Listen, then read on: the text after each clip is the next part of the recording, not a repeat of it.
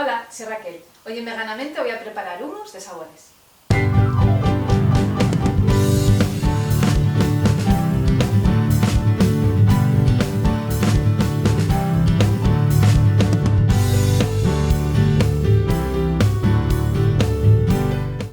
Para hacerlo vamos a necesitar primero la receta base del hummus normal y corriente, que ya tengo publicada la receta, os dejaré por aquí el enlace y abajo en la descripción del vídeo también para que veáis cómo se hace, las cantidades y todo.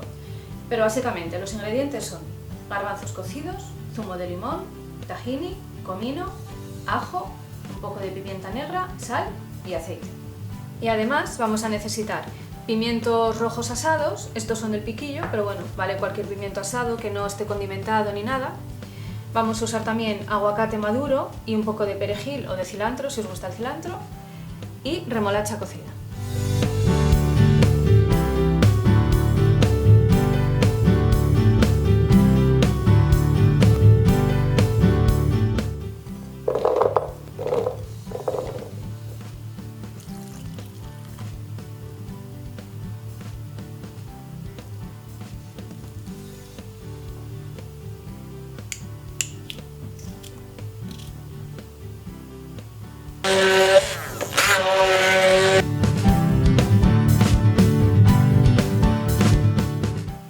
Ahora simplemente se trata de ir incorporando al hummus tradicional los sabores que más nos gusten.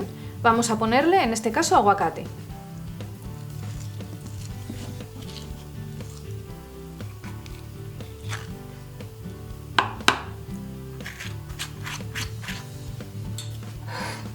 Y para intensificar el color le vamos a poner, para que quede un color bonito verde, le vamos a poner perejil. Si os gusta el cilantro, se lo podéis poner también.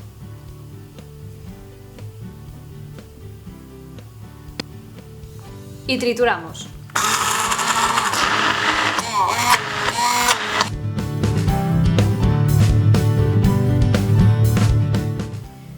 Para el hummus de pimiento repetimos la operación, ponemos la receta tradicional del hummus y le incorporamos el pimiento asado.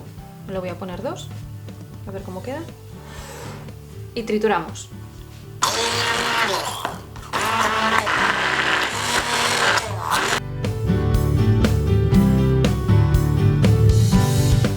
Y por último, el de remolacha. Simplemente incorporamos trocitos de remolacha y trituramos.